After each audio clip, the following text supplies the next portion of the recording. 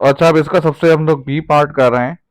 और B part क्या है भाई, कि वो कह रहा है कि इसमें से बताओ कि कौन सी नोट्स टू दी अकाउंट में जाएंगी।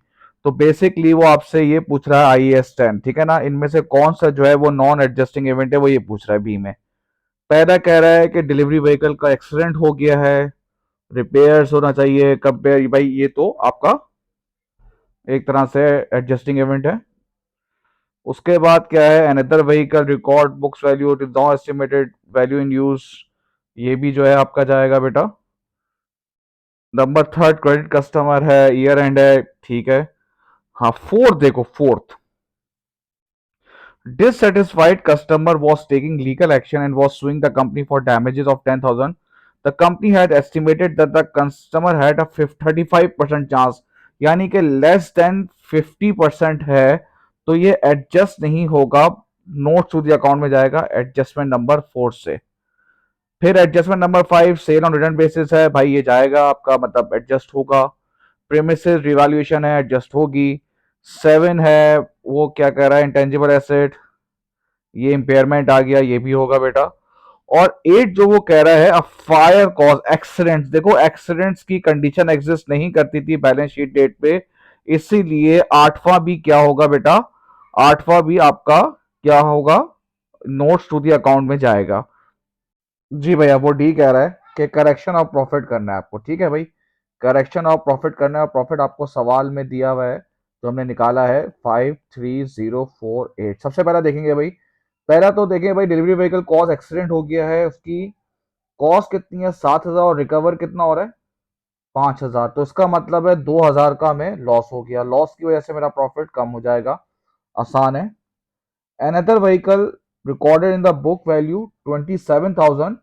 It has a value in use 22 और could only be sold for 19,000। अब देखो भाई, इसमें दूसरे वाले में क्या कहते हैं, कैरिंग अमाउंट आपके पास कितनी है 27,000, रिकवरेबल अमाउंट होता है हायर ऑफ, दोनों में से हायर कौन सा है भाई, हायर है 22,000।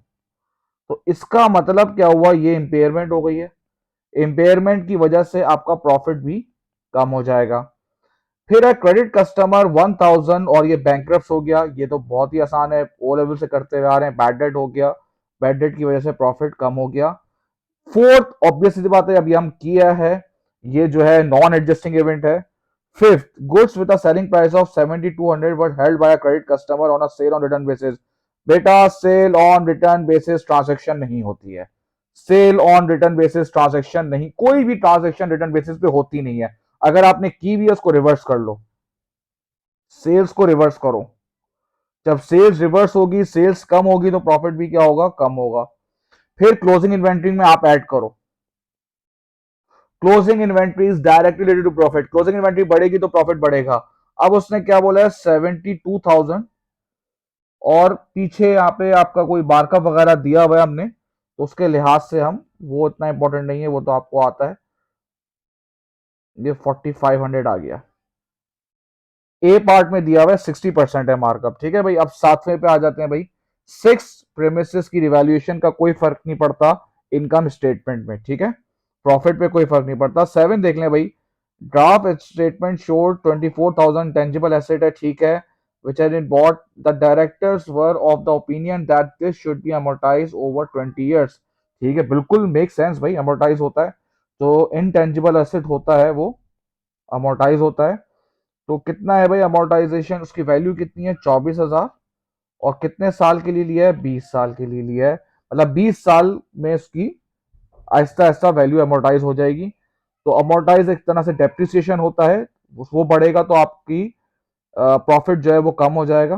तो रिवाइज प्रॉफिट आ गया आपका 41,148। अब उसमें वो कह रहा है कि आप जो है वो रिवैल्यूएशन की एंट्री बनाओ जरा, रिवैल्यूएशन की 4,000 से 480 चला गया, तो रिवैल्यूएशन की प्रेमिसेस की वैल्यू बढ़ गई, कितने से बढ़ गई 4,00,000 से 580 हो गया, तो 1,80,000 से बढ़ गई है। और रिवैल्यूएशन रिजर्व 1,80,000 से क्रेडिट हो जाएगा, उसकी आप वो नैरेटिव लिखेंगे, रिवैल्यूएशन ऑफ प्रेमिसेस, ठीक है भाई।